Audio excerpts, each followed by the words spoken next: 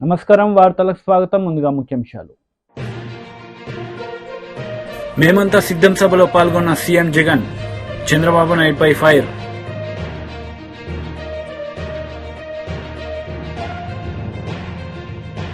ప్రజాగలం సభలో పాల్గొన్న నారా చంద్రబాబు నాయుడు. ఈ సందర్భంగా సూపర్ 6 గ్యారంటీలపై ప్రజలకు వివరణ.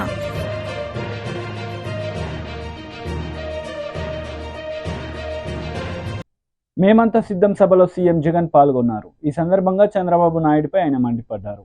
ఇప్పుడు గతంలో ఏమీ చెయ్యని బాబు రైతుకు ఎక్కువ మేలు చేస్తాడట. ఇది వాళ్ళు ఎల్లో మీడియా చంద్రబాబు నాయుడు గారు మళ్ళీ కొత్తగా చెప్తా ఉన్న మాటలు. 3 సార్లు ముఖ్యమంత్రిగా చంద్రబాబు నాయుడు గారు పరిపాలన చేశారు. 14 ఏళ్ళు ముఖ్యమంత్రిగా చంద్రబాబు నాయుడు గారు పరిపాలన చేశారు.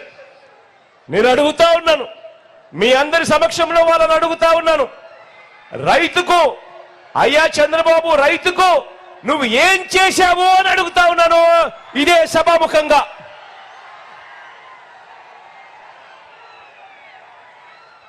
రైతుకు ఏం చేశాడో చెప్పటము ఆయన వల్ల కాదు, కానీ నేనే చెబుతా ఆయన ఎంత ద్రోహం చేశాడు.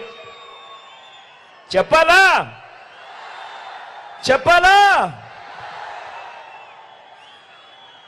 ఇదే చంద్రబాబు వ్యవసాయం దండగా అన్న, ఇదే చంద్రబాబు వ్యవసాయం దండగా అన్న ఏకైక ముఖ్యమంత్రి ప్రపంచ చరిత్రలో ఎవడైనా ఉన్నాడు అని అంటే అది ఈ చంద్రబాబే. రైతుకు కరెంటు ఉచితంగా ఇస్తే ఆ తీగలపై బట్టలారేసుకోవాలి అన్నాడు కూడా ఈ చంద్రబాబే. ఈ రైతుల మీద ప్రేమ లేని ఈ వ్యక్తే ఏకంగా రైతులను విచారించేందుకు ప్రత్యేక పోలీస్ స్టేషన్ను నెలకొల్పిన వ్యక్తి, ఏకంగా రైతులను విచారణ చేసేందుకు ప్రత్యేక కోర్టులు నెలకొల్పిన వ్యక్తి. ఎవరైనా కూడా ఈ భారతదేశ చరిత్రలో ఎవడైనా ముఖ్యమంత్రి ఉన్నాడు అని అంటే అది కేవలం ఈ ఒక్క నారా చంద్రబాబు నాయుడు గారే. ఇది చంద్రబాబు నాయుడు గారికి రైతుల మీద ఉన్న ప్రేమ. సరే ఇదంతా గతం. మీ అందరికీ బాగా గుర్తు ఉండే ఉంటుంది కదా.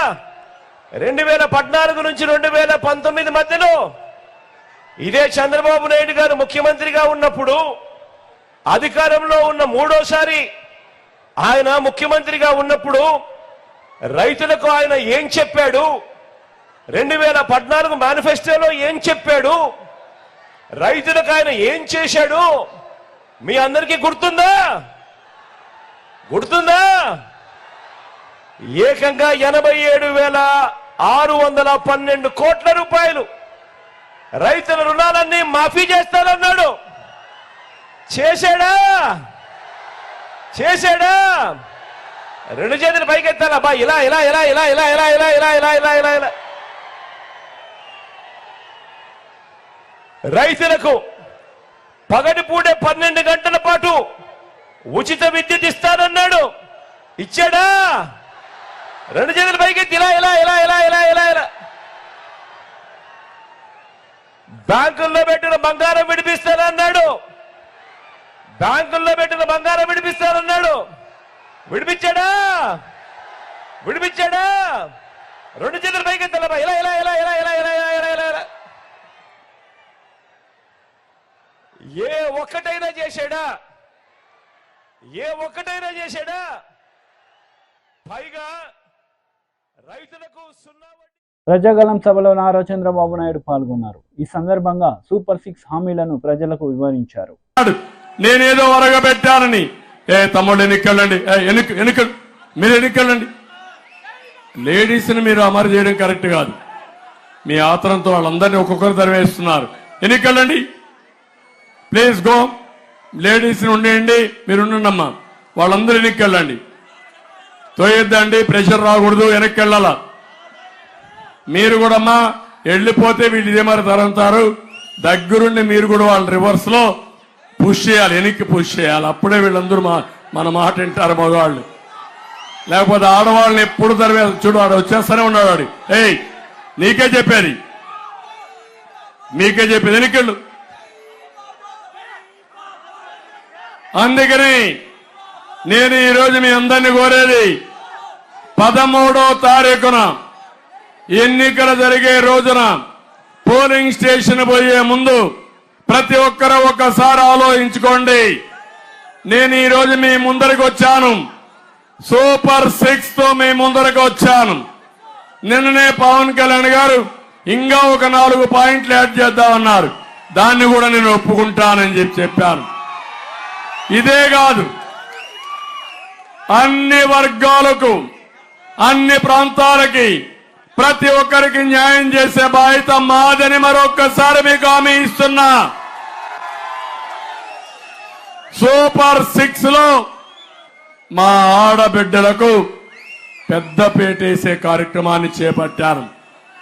మీరు ఒక్కసారి గుర్తుపెట్టుకోవాలి, భారతదేశంలో ఆడబిడ్డలకు గౌరవించిన పార్టీ తెలుగుదేశం పార్టీ. ఆస్తిలో సమాన హక్కు, మహిళా విశ్వవిద్యాలయం. అదే సమయంలో మా ఆడబిడ్డలకు రాజకీయాల్లో ఇప్పుడే కత్తెర కృష్ణ వచ్చిందంటే ఆ పదవి రిజర్వేషన్లు పెట్టిన మహానాయకుడు నందమూరి తారక రామారావు గారు అని చెప్పి తెలియజేస్తున్నా. దానివల్ల ఇలాంటి మహిళలు కొన్ని లక్షల మందికి పదవులు వచ్చాయి. అదే ఎన్టీ రామారావు గారు చూపించిన చొరవ.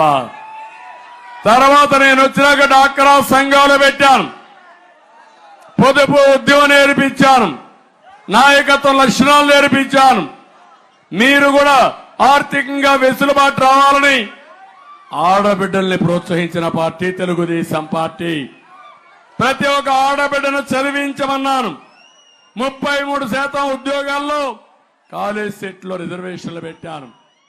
ఆ ఒక్క నిర్ణయం మీరు ఈరోజు చూస్తే చదువుకున్న లోక్సభ ఎన్నికల్లో సీటు కేటాయింపులో మాదిగలకు అన్యాయం చేసిన కాంగ్రెస్కు ఎందుకు ఓటు వేయాలని ఎంఆర్పీఎస్ వ్యవస్థాపక అధ్యక్షుడు మందకృష్ణ మాదిగ ప్రశ్నించారు. పార్లమెంట్ రిజర్వేషన్ స్థానాలు ఒక అసెంబ్లీ స్థానం కాంటోన్మెంట్ 4 ఎస్సీలకు ఉంటే 100-80% ఉండబడే మాదిగలకు ఈ 4లో ఒకటి ఇవ్వకపోతే కాంగ్రెస్ పార్టీకి మాదిగల ఓట్లాడికి హక్కు ఎక్కడ ఉన్నది? మా నరసింహులు గారు ఆవేదన అర్థం ఉన్నది కదా. నేను బయట నుండి ప్రశ్నిస్తున్నాను నా జాతి కోసం, మరి కాంగ్రెస్ పార్టీలో ఉండి ప్రశ్నిస్తున్నాడు కదా, కాంగ్రెస్ పార్టీలో ఉండే విజ్ఞప్తి చేశాడు కదా. అందువల్ల స్పష్టం చేస్తున్నాం. రేవంత్ రెడ్డి గారు గుర్తు చేస్తున్నా, నేను ఎస్సీ 4 నియోజకవర్గాల్లో ఒకటి మాకు లేనప్పుడు జనరల్ స్థానాల్లో రెడ్లకు 6 ఎందుకయ్యా? మేము అడుగుతున్నది జనరల్ ఒకటి అడుగుతలేం, మాకు రిజర్వేషన్ లేదు కాబట్టి గంటనే మా మాట అడుగుతున్నాం. TDP leader Devineni Umamaheswara Rao media సమావేశం నిర్వహించారు. ఈ సందర్భంగా సీఎం జగన్ పాలనపై ఆయన మండిపడ్డారు. ఎలక్షన్ కమిషన్ గారికి ఇచ్చి చీఫ్ సెక్రటరీ మీద, డీజీ ఇంటెలిజెన్స్ మీద, అడిషనల్ డీజీ ఇంటెలిజెన్స్ అట్లాగే డీజీపీ మీద చర్యలు తీసుకోమని, ఇమ్మీడియట్గా చర్యలు తీసుకోమని వాళ్ళ ఏదైతే మోడల్ కోడ్ ఆఫ్ కాండక్ట్ ఉన్న పరిస్థితుల్లో ఉన్న రోజుల్లో ఎన్నికల షెడ్యూల్ వచ్చిన తర్వాత ఇంత నిస్సిగ్గుగా మార్చిలో వచ్చింది ఇటువంటి కంప్లైంట్. గత 4 ఏళ్లుగా మేము చెప్తున్నాం, Z+ కేటగిరీ చంద్రబాబు నాయుడు గారి కుటుంబ సభ్యుడు లోకేష్ బాబు, మరి వాళ్ళ ఇటువంటి ఫోన్లు కూడా తాడేపల్లి ప్యాలెస్ కేంద్రంగా ఉన్నతాధికారుల అండదండలతో పెగాసిస్ సాఫ్ట్వేర్ను ఉపయోగించి ఈ దుర్మార్గాలకి జగన్మోహన్ రెడ్డి ప్రభుత్వం పాల్పడుతూ ఉంది. చాలాసార్లు మేము చెప్పాం, శాసనసభలో ప్రశ్నించారు, శాసన మండలిలో ప్రశ్నించారు, ఎన్నో ప్రెస్ మీట్లో ఇదే వేదిక మీద మా నాయకులంతా కూడా మాట్లాడారు. ఫోన్ ట్యాప్ అవుతుంది, అందరి ఫోన్లో ట్యాపింగ్ అవుతుంది, ఐఫోన్ సాంకేతిక పరిజ్ఞానం ఉంది కాబట్టి ఇవాళ ఈ వాస్తవాలు బయటకు వచ్చాయి. ఇదే సాంకేతిక పరిజ్ఞానం లేని మిగతా ఫోన్లన్నీ కూడా ఎంతమంది ఫోన్లు ట్యాప్ అవుతున్నాయి, ఎంతమంది అధికారులు ఫోన్లు ట్యాప్ అవుతున్నాయి, ఎంతమంది న్యాయమూర్తులు ఫోన్లు ట్యాప్ అవుతున్నాయి, జ్యుడిషియల్ అధికారులు ఫోన్లు ట్యాప్లు అవుతున్నాయి, ఎలక్షన్ కమిషన్కు సంబంధించిన ముఖ్య అధికారులు ఫోన్లు కూడా ట్యాప్ చేస్తున్నారని దినపత్రికలో వచ్చిన వార్తలు కూడా ఈ రాష్ట్ర ప్రజలు చూశారు. దాని మీద నోరు మెదపలేదు జగన్ రెడ్డి ప్రభుత్వం. దాని మీద నోరు తెరవలా ఉన్నత పోలీస్ అధికారులు కూడా. దీనికి ఏం సమాధానం చెప్తారని మేము డిమాండ్ చేస్తూ ఉన్నాం. పెగాసిస్ సాఫ్ట్వేర్ను ఉపయోగించి ప్రధాన ప్రతిపక్ష నాయకులు తెలుగుదేశం, జనసేన, బీజేపీ, ఇవాళ బీజేపీ అధ్యక్షులు పురంధేశ్వరి గారి ఫోన్ దగ్గర నుంచి, జనసేన పవన్ కళ్యాణ్ గారి దగ్గర నుంచి ప్రతి ఒక్కళ్ళ ఫోన్ కూడా తాడేపల్లి ప్యాలెస్ కేంద్రంగా డీజీపీ అండదండలతో అడిషనల్ డీజీ ఇంటెలిజెన్స్ ఆంజనేయుల ఆధ్వర్యంలో కొంతమంది డిఎస్పీలు చాలా స్పష్టంగా వాళ్ళ పేర్లు కూడా నేమ్ చేశాం. నరేందర్ రెడ్డి, రవీందర్ రెడ్డి, వేణుగోపాల్ రెడ్డి, కొంతమంది పోలీస్ అధికారులు, డిఎస్పీలు, కింద స్థాయి అధికారులు, పై స్థాయి అధికారులు అందరూ కూడా కలిసి ఈ ఫోన్ ట్యాపింగ్ కుంభకోణంలో ఉన్నారు. ఈ ఫోన్ ట్యాపింగ్ కార్యక్రమాల్లో భాగస్వాములయ్యారు. రాజ్యాంగబద్ధ సంస్థలకు ఉన్న అధిపతులను కూడా మీరు ట్యాప్ చేస్తూ ఉన్నారు. ఇది దుర్మార్గం, అమానుషం. దీని మీద బయట పెట్టమని సమాధానం చెప్పకుండా మేము చాలాసార్లు ప్రశ్నించాం. అట్లాగే ఏపీ ఇంటెలిజెన్స్ ఎవరైతే చీఫ్గా ఉన్నారో అడిషనల్ డీజీ ఆంజనేయులు కూడా మేము చాలాసార్లు ప్రశ్నించాం. వైసీపీ మంత్రులు గుడివాడ అమర్నాథ్ దగ్గర నుంచి, రామచంద్రారెడ్డి దగ్గర నుంచి వాళ్ళు కూడా ఫోన్లు ట్యాప్ అవుతున్నాయి మా దగ్గర, మా ఫోన్లు కూడా ట్యాప్ అవుతున్నాయి అని కొంతమంది మంత్రులు, ఎమ్మెల్యేలు కూడా బయటకు వచ్చి మాట్లాడినా కూడా ప్రభుత్వం నోరు మెదపలేదు. ఇప్పుడు ఈ వాస్తవాలన్నీ కూడా బట్టబయలవుతూ ఉన్నాయి. ఇవాళ నారా లోకేష్ బాబు ఫోన్ ట్యాప్ అయిందని ఇవాళ యాపిల్ సంస్థ బయట పెట్టే వరకు కూడా ఇవాళ ప్రభుత్వంలో ఉన్న ఒక్క అధికారి కూడా ఉలుకు పలుకు లేకుండా అత్యాధునిక సాంకేతిక పరిజ్ఞానం తీసుకొచ్చి తాడేపల్లి కొంపలో పెట్టి ఇవాళ ఈ ఫోన్లన్నీ కూడా ట్యాప్ చేస్తూ ఉన్నారు. దీని మీద సమాధానం చెప్పాలని కూడా నేను ముఖ్యమంత్రి జగన్మోహన్ రెడ్డిని డిమాండ్ చేస్తూ ఉన్నాను. మొన్న తెలుగుదేశం పార్టీ వర్క్షాప్ జరిగింది. చంద్రబాబు నాయుడు గారి అధ్యక్షతన 3 పార్టీ నాయకులు వస్తే నిస్సిగ్గుగా మరి పోలీస్ యంత్రాంగం బాధ్యత గల ఉన్నత మాజీ ప్రధాని స్వర్గీయ ఇందిరాగాంధీ ప్రాతినిధ్యం వహించిన మెదక్ పార్లమెంట్ స్థానాన్ని కాంగ్రెస్ పార్టీ మళ్లీ కైవసం చేసుకోబోతుందని రాష్ట్ర మంత్రి కొండ సురేఖ ధీమా వ్యక్తం చేశారు. మొట్టమొదట ఈరోజు గజ్వేల్ కాన్స్టిట్యున్సీ ముఖ్య కార్యకర్తల సన్నాహ సమావేశం కోసం మేము వెళ్లడం జరుగుతూ ఉంది. దానికి వెళ్లే ముందు ఒకసారి మా ఆలోచనలను మీడియాతో పంచుకోవాలని ఇక్కడ మేము ఈ కార్యక్రమాన్ని ఏర్పాటు చేయడం జరిగింది. మరి ఇప్పటికే గత కొన్ని రోజులుగా నేను మరి క్యాండిడేట్ నీలం మధు గారు ముదిరాజ్ బిడ్డ, మరి ఇక్కడ ఆలోచించి ఒక బీసీ బిడ్డ, ముదిరాజ్ బిడ్డకు మన కాంగ్రెస్ పార్టీ అవకాశం ఇవ్వడం జరిగింది. మరి అవతలి పార్టీ వాళ్ళు బీసీ బిడ్డను బహిష్కరించి అవమానపరిచిన సంఘటన మనందరికీ కూడా తెలుసు. మరి అటువంటి పార్టీలను మరి పేరు కూడా తీయద్దని జగ్గారెడ్డి అని అన్నాడు కాబట్టి ఆ పార్టీల పేరు కూడా తీయట్లేదు. ముఖ్యంగా ఈ మెదక్ కాన్స్టిట్యున్సీ ఇన్ఛార్జ్ గా మరి నన్ను వేసినందుకు మరి నాకు ఒక పెద్ద బాధ్యతను ఇచ్చినట్టుగా నేను భావిస్తా ఉన్నాను. ఎందుకంటే ఇది ఒక ప్రత్యేకమైనటువంటి కాన్స్టిట్యున్సీ. ఇక్కడ ఇందిరమ్మ గెలిచినటువంటి గడ్డ ఇది. మరి ఇప్పుడు ఉన్నటువంటి కాన్స్టిట్యున్సీలలో ఒకరు హరీష్ రావు గారు అయితే, ఒకరు ఎక్స్ సీఎం మరి కేసీఆర్ గారు ఉన్నటువంటి నియోజకవర్గాలు ఈ పార్లమెంట్ నియోజకవర్గంలో ఉండడం మాకు ఒక ఛాలెంజ్. కాబట్టి ఈ గడ్డ మీద మరి కాంగ్రెస్ జెండా ఎగురవేయడానికి నాయకులు, కార్యకర్తలు అందరూ కూడా కలిసికట్టుగా, కొత్త పాత కలిసికట్టుగా ముందుకెళ్లి మరి నీలం మధు గారి గెలుపు కోసం కృషి చేయడమే లక్ష్యంగా మేము ఈ రోజు గణేష్ టెంపుల్ నుంచి ఈ యొక్క కార్యక్రమాన్ని ప్రారంభించడం జరుగుతా ఉంది. మరి రేపటి నుంచి కంటిన్యూస్ గా మీటింగ్స్ నిర్వహిస్తూ ఆ తర్వాత నియోజకవర్గాల్లో ఏ విధంగా మరి ప్రచార కార్యక్రమం నిర్వహించాలి అనేది కూడా మేము ఆల్రెడీ మరి డిస్కషన్ లో ఉన్నాము. అదేవిధంగా బూత్ కమిటీలు గాని, మరి బ్లాక్ కమిటీలు గాని, మరి మండల కమిటీలు గాని, నియోజకవర్గ కమిటీలు గాని ఇవన్నీ కూడా వేసుకొని ఎవరి బాధ్యతలు కూడా వాళ్ళకి అప్పచెప్పి మరి వాళ్ళందరినీ కూడా ఇన్వాల్వ్ చేస్తూ ప్రతి ఒక్క గడపను కూడా ఈరోజు కాంగ్రెస్ 6 గ్యారంటీలు ఏవైతే హామీ ఇచ్చిందో రేవంత్ రెడ్డి గారు అమలు చేశారో వాటిని ప్రజల్లోకి తీసుకెళ్లి మరి గత ప్రభుత్వంలో ఇక్కడ ఏ విధంగా నష్టపోయారు, ఏ విధంగా కష్టపడ్డారు, వాళ్ళ దౌర్జన్యాలు అయితేనేమి, దోపిడీలు అయితేనేమి, భూ కబ్జాలు అయితేనేమి, అక్రమ కేసులు అయితేనేమి ఇవన్నీ పెట్టడం వల్ల ఈ రోజు ఈ నియోజకవర్గంలో ప్రజలందరూ కూడా మరి ఎప్పుడు ఎలక్షన్స్ వస్తే మళ్ళీ కాంగ్రెస్ పార్టీని గెలిపిద్దామని చూస్తా ఉన్నారు. మొన్న కొంత మరి పొరపాటు జరిగి ఒకటే సీటు రావడం చాలా బాధాకరం. కానీ ఈసారి ఆ ఓడిపోయిన నియోజకవర్గాల్లో కూడా మెజారిటీ తీసుకొచ్చి మరి నీలం మధు గారిని అధిక మెజారిటీలో గెలిపించడానికి పని కాదు. గ్రౌండ్ లెవెల్లో కార్యకర్త రెస్పాన్సిబిలిటీ చాలా ముఖ్యం. కాబట్టి ప్రతి కార్యకర్త కూడా తానే ఎన్నికల్లో నిలబడుతున్నాననేటువంటి ఆలోచనతోటి పని చేస్తేనే ఈ రోజు నీలం మధు గారిని మనం గెలిపించుకునే అవకాశం ఉంటుంది. కాబట్టి భేషజాలకు పోకుండా నన్ను పిలవలేదు, నన్ను పిలిచారు, నన్ను మర్చిపోయారు. ఎందుకంటే మనం ఎంత పెద్ద ఫంక్షన్ చేసుకున్నా కూడా ఒక్కోసారి మన సొంత రక్త సంబంధికులను కూడా మరి పిలవడం మర్చిపోతాము. అది కావాలని ఎవరు కూడా చెయ్యరు, పొరపాట్లు జరుగుతూ ఉంటాయి. దాన్ని ఇష్యూగా చేసి మరి మనం ఈ యొక్క ఎలక్షన్లకు ఇబ్బంది కలిగే విధంగా దయచేసి ఎవరు కూడా నడుచుకోవద్దని ఈ సందర్భంగా తెలియజేస్తా ఉన్నాను. మరి అదే విధంగా కాంప్లైంట్స్ కూడా ఏమన్నా మీలో మీకు ఉంటే సమస్యలు కూర్చొని మాట్లాడుకొని పరిష్కరించుకోండి. కానీ అది బయట ఎట్టి పరిస్థితుల్లో కూడా ఎక్స్పోజ్ కాకుండా చూసుకోవాల్సిన బాధ్యత అందరి మీద ఉంది. ఎందుకంటే పార్టీ పటిష్టంగా ఉండాలంటే మనం అందరం కూడా కలిసికట్టుగా ఉన్నట్టుగానే ప్రజల్లో మనము ముందుకెళ్లాలి.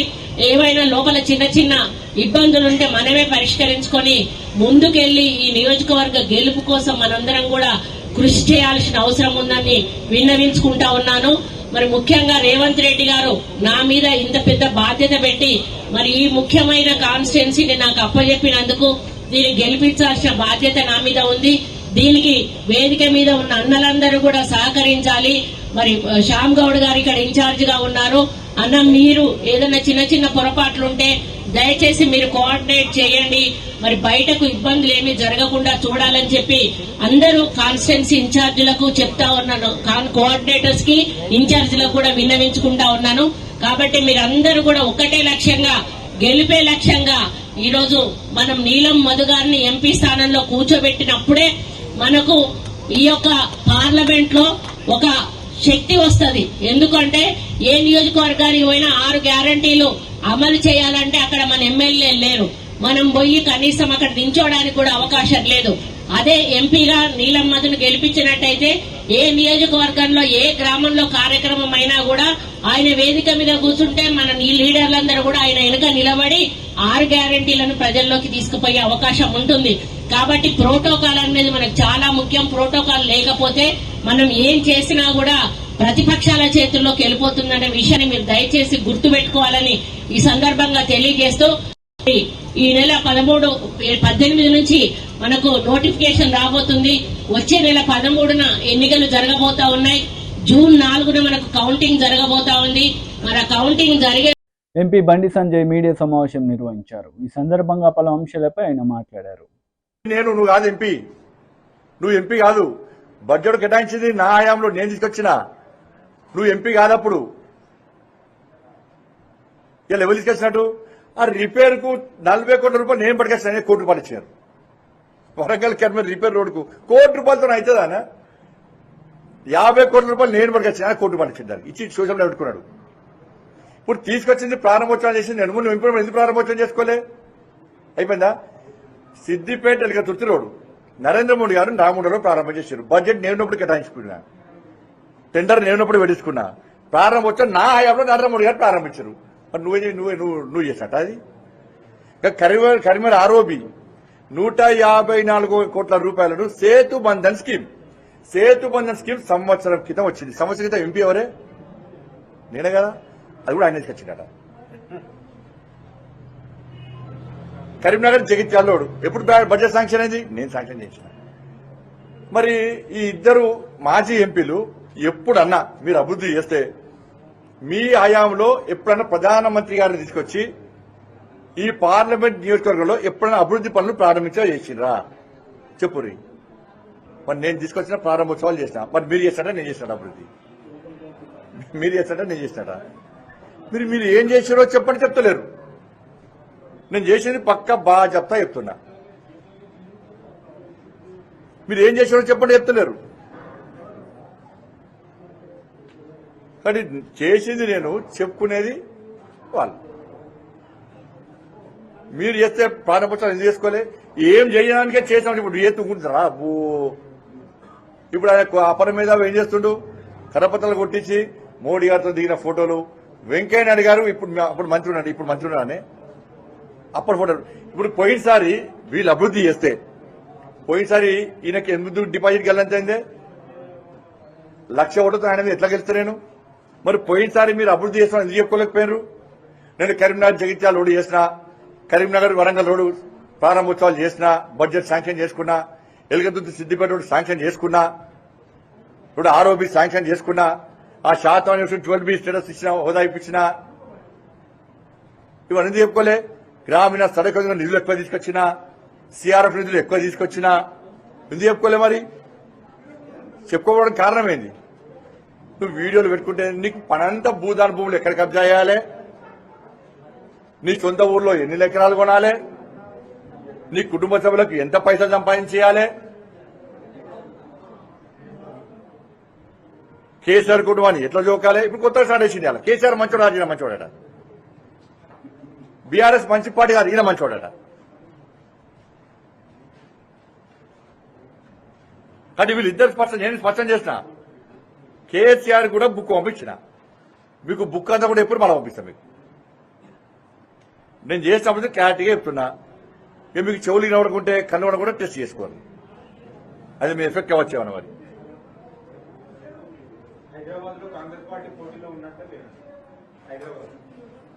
కాంగ్రెస్ పార్టీ అడగాలన్నా, ఆయన వాళ్ళకి అభ్యర్థులు దొరకలేరు. ఇద్దరు ఈ కరీంనగర్ పార్లమెంట్ నియోజకవర్గంలో ఇద్దరు అండర్స్టాండింగ్ తోని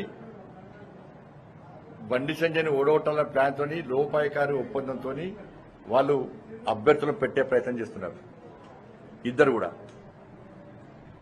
ఇలా బీఆర్ఎస్ పార్టీ మాట్లాడిందే కాంగ్రెస్ పార్టీ మాట్లాడుతుంది.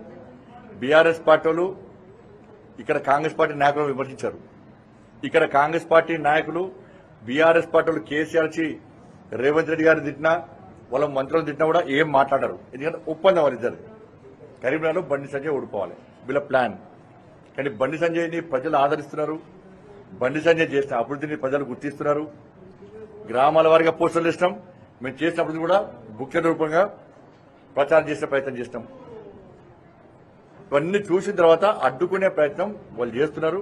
కానీ ప్రజలు వాళ్ళని గుర్తిస్తలేరు. కానీ ఎట్టి బస్సులో వాళ్ళ భారీ మెజార్టీతో ప్రజల ఆశీర్వాదంతో భారతీయ జనతా పార్టీ కరీంనగర్లో. మంత్రి పొన్నం ప్రభాకర్ మీడియా సమావేశం నిర్వహించారు. ఈ సందర్భంగా ఇరు పార్టీలపై ఆయన మండిపడ్డారు. ఈ రాష్ట్రంలో ఎవరికి ఇల్లు కట్టించారు? ఈ రాష్ట్రంలో ఒక రేషన్ కార్డు అందించిండ్రా? ఈ రాష్ట్రంలో రైతులకి మీద చేయగలిగిండ్రా? అవును, రైతులు 2,000 ఇస్తున్నారు, దేశం మొత్తం ఇస్తున్నావు. తెలంగాణ 29వ రాష్ట్రంగా దేశంలో ఒక చిన్న కూడలాగా ఏర్పడే ఈ రాష్ట్రంకి భారతీయ జనతా పార్టీ కేంద్ర ప్రభుత్వం ఏం చేసిందని అడుగుతా ఉన్నాం. ఇవాళ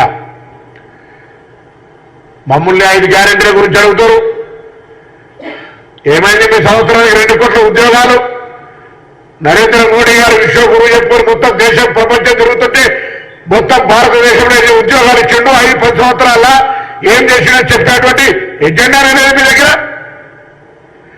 నిరుద్యోగ సమస్య ఇంత ఎత్తున పెరిగిపోతే ఆనాడు నిరుద్యోగ సమస్య పరిష్కారానికి కాంగ్రెస్ పార్టీ చిన్న తరహా పరిశ్రమలని అనేకమైన నవరత్న కంపెనీలు పెట్టి దేశంలో నిరుద్యోగ సమస్య పరిష్కరిస్తే ఈరోజు మీరు భారతదేశంలో అధికారంలోకి వచ్చిన తర్వాత ఒక్కొక్కటిగా అమ్మేయడం తప్ప మీరిద్దరు మీకిద్దరు అన్నట్టుగా అమిత్ షా నరేంద్ర మోడీ కలిపి ఆదాని అమ్మానికి అమ్మేయడం తప్ప మీరు దేశానికి చేసిందేదని అడుగుతా ఉన్నాం.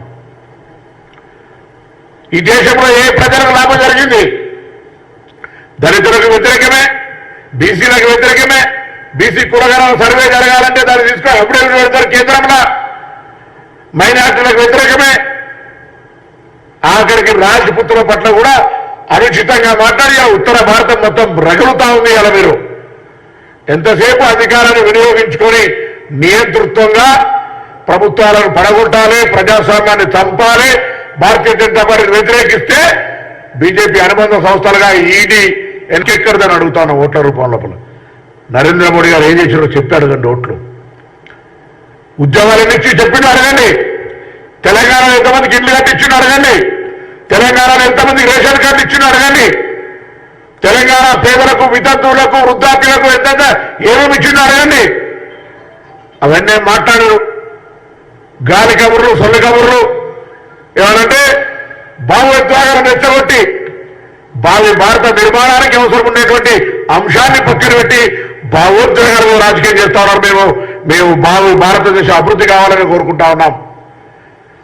రాముడు ఒక్కరి వాడు కాదు. ఆనాడు మహాత్మా గాంధీ గారు చనిపోతే కూడా ఏ రామ్ అనుకుంటే చనిపోయాడు. సబ్కా సమ్మతి ఏ భగవాన్ అనుకుంటూనే ఉన్నారు రావు. ఈరోజు మీరు రాజకీయాల కొరకు వాడుకుంటే అది తప్పు అని చెప్తా ఉన్నాం. అంతేకాదు ఇలా కిషన్ రెడ్డి గారు సికింద్రాబాద్ నియోజకవర్గానికి ఏం చేసిందే బండి సంజయ్ గారు అడిగితే అసలు మీరు చేనేత కార్మికుల గురించి మాట్లాడతారు. ఇలా చేనేత కార్మికులకు జిఎస్టీ చేయడంతో పాటుగా బుణకర్ యోజన కింద వరకైతే ఇన్సూరెన్స్ రద్దు చేసి నేషనల్ టెక్స్టైల్ సంబంధించినటువంటి వాటన్నిటిని రద్దు చేసి ఇలా చేనేత కార్మికుల జీవితాలు స్వాతంత్రం వచ్చినప్పటి నుంచి అండగా ఉన్న కాంగ్రెస్ పార్టీ విధానాలన్నీ రద్దు చేసి ఇలా వాళ్ళకి అన్యాయం చేశారు మీరు. అది కాకుండా వాటినే ఊరికేనే మాట్లాడుతూ ఉన్నారు.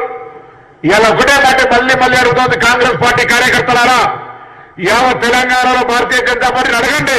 తెలంగాణ యువతలను వ్యతిరేకించి తెలంగాణకు 10 సంవత్సరాలు ఒక ప్రయోజనం కూడా కలగని తెలంగాణ అమరవీరులను అవమానపరిచి ఒక ఉద్యోగం కూడా ఇవ్వకుండా, ఒక జాతీయ ప్రాజెక్టు ఇవ్వకుండా, ఒక వార్తలు ముగించే ముందు ముఖ్యాంశాలు మరోసారి. మేమంతా సిద్ధం సభలో పాల్గొన్న సీఎం జగన్, చంద్రబాబు నాయుడుపై ఫైర్.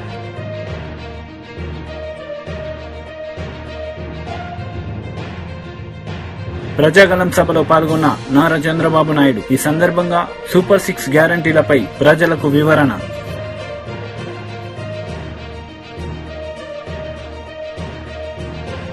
ఈ వార్తలు ఇంతటితో సమాప్తం. తిరిగి ప్రసారమయ్యే వార్తల్లో మళ్ళీ కలుద్దాం. అంతవరకు సెలవు. నమస్తే.